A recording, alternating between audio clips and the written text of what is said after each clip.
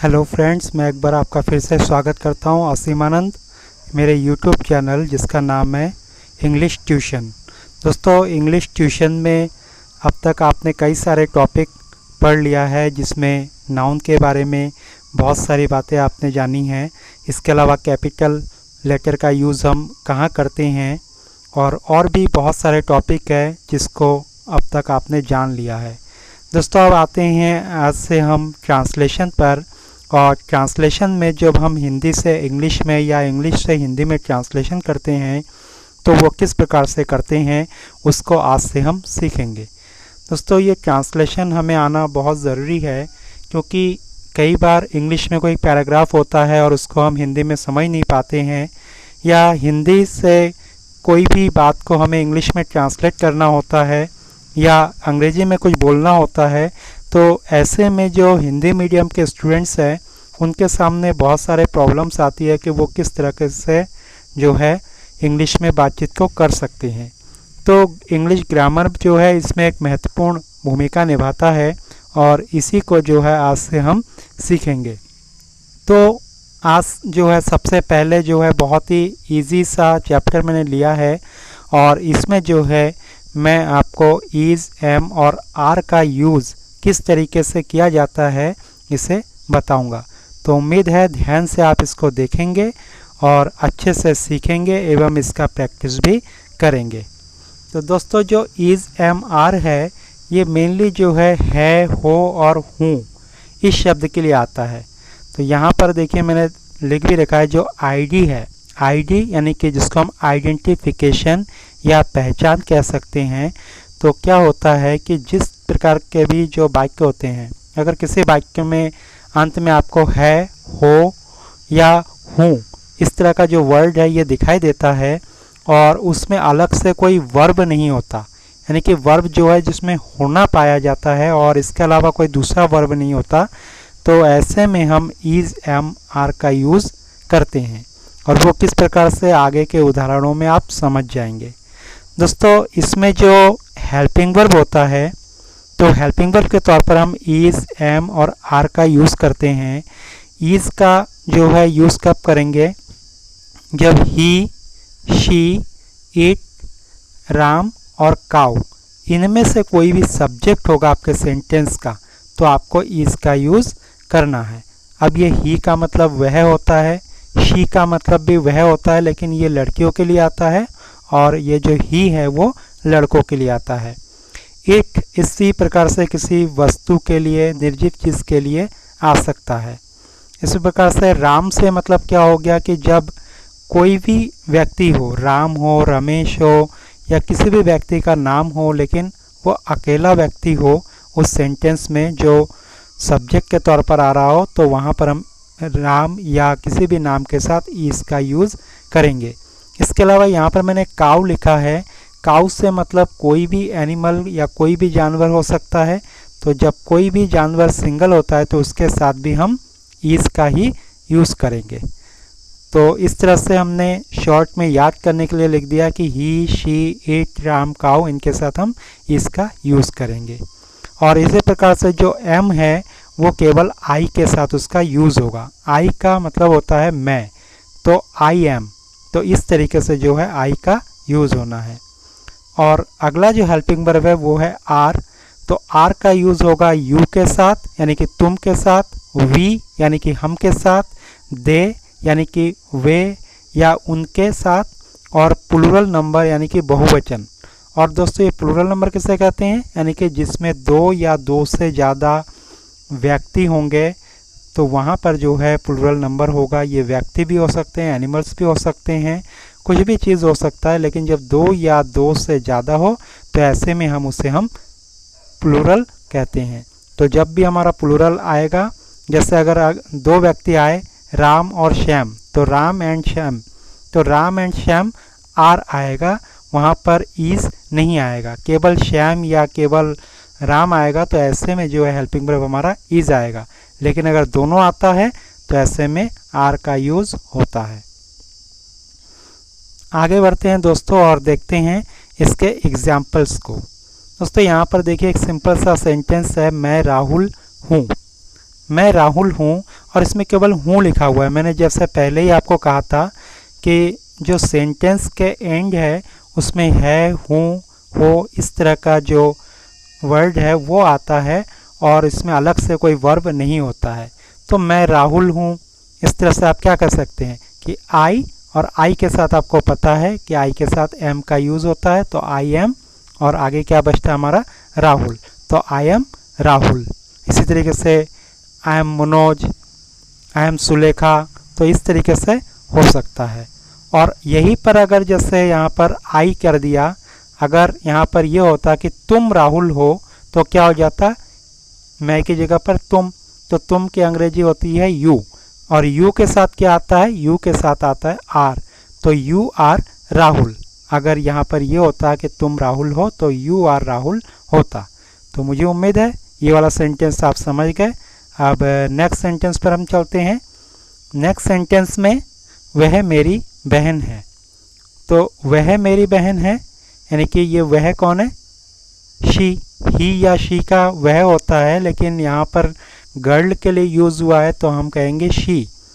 तो शी के साथ क्या आता है, हाँ दोस्तों, शी के साथ ऊपर हम एक बार देख लेते हैं। ये यहाँ देखिए, ये जो शी है, शी के साथ इज़ आता है, तो हम क्या कहेंगे, शी इज़। तो क्या आएगा यहाँ पर, शी इज़, और यहाँ पर क्या है, मेरी बहन, तो शी इज़ माई सिस्टर। तो शी इज़ माई सिस्टर का मतलब क्या हो जाएगा, वह मेरी बहन है। तो इस तरीके से आप इसको पढ़ेंगे। इसी प्रकार से नेक्स्ट जो है, वे खिलाड़ी नहीं है। अब वे खिलाड़ी नहीं है, इस सेंटेंस को हम कैसे करेंगे, देखिए हम यहाँ पर कर रहे हैं वे की अंग्रेजी क्या होती है, दे। तो हम यहाँ पर देख लेते हैं, वे की अंग्रेजी दे होती है, और है के लिए हम क्या लगाएंगे, आर, क्योंकि दे के साथ हमारा क्या आता है, आर।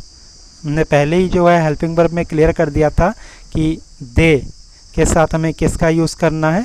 यहाँ पर आप देख सकते हैं दे के साथ जो है आर का यूज़ हुआ है।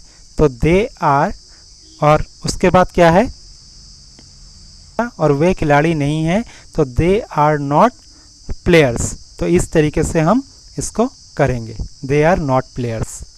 उसी तरीके से नेक्स्ट जो सेंटेंस है, मेरे कोट का रंग काला है, तो इसका मतलब क्या हुआ, मेरे कोट का रंग काला है। तो हम इसको एक तो ये बना सकते हैं कि माई कोट्स कलर, ये जो का आया है दोस्तों, का के लिए हम यहाँ पर कोट के बाद एक एपिस्ट्रॉफी एस लगाते हैं, तो इसका मतलब होता है कोट का।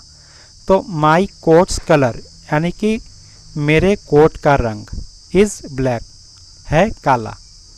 तो हमारा सेंटेंस क्या हो जाएगा, माई कोट्स कलर इज़ ब्लैक।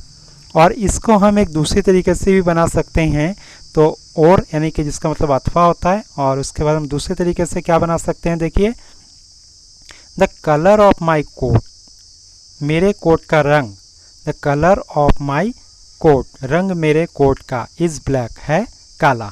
तो एक तो आपका ये हो सकता है my coat's colour is black, और दूसरा ये हो सकता है कि the colour of my coat is black. तो ये दोनों ही सेंटेंस बिल्कुल सही है, आप दोनों में से कुछ भी बना सकते हैं। इसी तरीके से नेक्स्ट सेंटेंस देखते हैं, यह मेरी समस्या नहीं है, यह मेरी समस्या नहीं है। तो यह के लिए हम क्या कर सकते हैं, दिस कर सकते हैं, दिस, फिर दिस के साथ क्या आ जाएगा, है के लिए इज़, तो दिस इज़। अब नहीं भी इसमें लगा हुआ है, तो नहीं के लिए हम क्या लगाएंगे, नॉट। तो दिस इज़ नॉट मेरी समस्या, माई प्रॉब्लम, तो this is not my problem. तो इस तरीके से हमारा सेंटेंस हो जाएगा, this is not my problem. तो इसी तरीके से नेक्स्ट सेंटेंस, क्या तुम राहुल नहीं हो।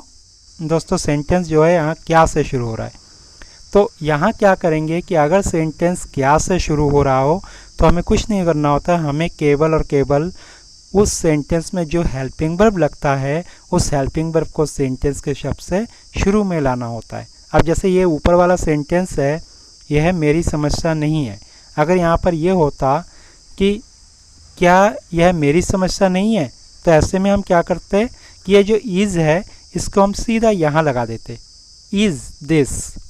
हम क्या करते हैं, यहाँ दिस इज़ है, हम क्या करते हैं, is this, not my problem, क्या यह मेरी समस्या नहीं है। तो इसी तरीके से हमारे यहाँ पर क्या है सेंटेंस, क्या तुम राहुल नहीं हो। तो अगर हम इसको ये बनाते हैं कि तुम राहुल नहीं हो, तो इसका क्या आ जाएगा, यू आर नॉट राहुल, तुम राहुल नहीं हो, यू आर नॉट राहुल। तो जो आर आया है हमारा हेल्पिंग वर्ब है। तो मैंने क्या कहा कि अगर सेंटेंस क्या से स्टार्ट हो रहा है तो ये जो आर है, जो भी आपका हेल्पिंग वर्ब आ रहा है, वो इस सब्जेक्ट से पहले आ जाएगा। यानी कि जहाँ यू आर हम कह रहे हैं वहाँ पर आर यू कहा जाएगा। तो क्या आ जाएगा, आर यू नॉट राहुल। हमने पहले क्या कहा था, यू आर नॉट राहुल, तुम राहुल नहीं हो। तो हमने क्या किया, केवल आर को शुरू में हमें लाना है। तो क्या हो जाएगा, आर यू नॉट राहुल। तो इस तरीके से हम इस सेंटेंस को कर सकते हैं। दोस्तों ये सेंटेंस जो है हम एक दूसरे तरीके से भी कर सकते हैं, और उसको देखते हैं कैसे। जो आर यू नॉट हमने किया था, तो आरंट हम उसको शॉर्ट में कर सकते हैं। जो आर नॉट जो है, हम नॉट को अगर शुरू में लाते हैं तो इस तरीके से हमें भी हमारा हो सकता है कि आर और ये जो नॉट है उसको हमने शॉर्ट में लिख दिया, और आरंट यू राहुल। और इससे पहले वाले में हमने क्या किया था, आर यू नॉट राहुल। तो हम दोनों ही तरीके से कर सकते हैं, आर यू नॉट राहुल और आरंट यू राहुल। तो इस तरीके से हमारा दोनों ही सेंटेंस सही है। नेक्स्ट सेंटेंस है हमारा वो कौन है। तो ये जो वो कौन है सेंटेंस है, इसमें देखिए कौन जो हमारा क्वेश्चन वर्ड इसमें आ रहा है। तो कौन की अंग्रेजी होती है हु, WHO हु। तो हु के साथ हमारा इज का यूज़ होगा। तो हु इज़ और वह के लिए, वो मतलब वह, वो कौन है या वह कौन है। तो हु इज़ और वह की अंग्रेजी ही। तो हु इज़ ही। अगर हमारा ये लड़का है तो हु इज़ ही, और अगर हम लड़की के लिए यूज़ कर रहे हैं वो शब्द तो हु इज़ शी। तो दोनों में से आप कोई भी सेंटेंस यहाँ पर अगर लिखना है आपको, तो दोनों में से कुछ भी लिख सकते हैं। और अगर आप कहीं बात कर रहे हैं और किसी लड़के को दिखा करके पूछ रहे हैं तो हु इज़ ही आपको कहना होगा, और किसी लड़की को दिखा करके पूछ रहे हैं तो ऐसे में हु इज़ शी आपको करना होगा। इसी तरीके से हम नेक्स्ट सेंटेंस देखते हैं, नीतू कहाँ है। तो यहाँ पर भी हमें वैसा ही है, कहाँ की अंग्रेजी सबसे पहले लगानी है। जो भी क्वेश्चन वर्ड आता है हमारा, क्या, क्यों, कब, कौन, कहाँ, किसने, किसको, तो इस सब की इंग्लिश जो है सेंटेंस के बिल्कुल शुरू में हमें लगाना होता है। तो कहाँ की अंग्रेजी क्या होती है दोस्तों, इसकी इंग्लिश होती है वेयर। और वेयर के बाद हमें क्या लगाना है, हेल्पिंग वर्ब जो इज एम आर है। तो इज एम आर, अब यहाँ पर क्या है, नीतू है। तो नीतू यानी कि किसी का नेम है, और नेम के साथ में पता है इज का यूज़ होता है।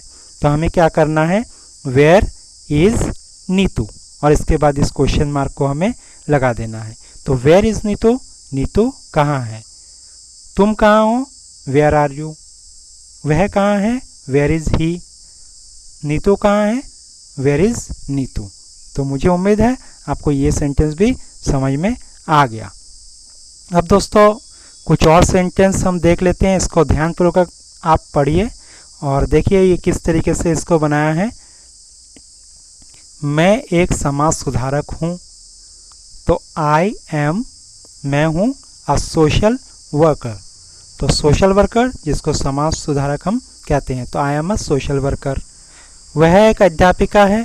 अब वह के लिए क्या आया, शी, क्योंकि यहाँ पर लड़कियों के लिए यूज़ हो रहा है, अध्यापिका है, तो इसलिए हमने यहाँ पर क्या किया, शी। और अगर यहाँ पर ये होता कि वह एक अध्यापक है तो हम ही का यूज़ करते, और ही और शी के साथ में पता है इसका यूज़ होता है। तो हमें क्या करना है, शी इज़ अ टीचर, वह है एक अध्यापक, यानी कि वह एक अध्यापिका है।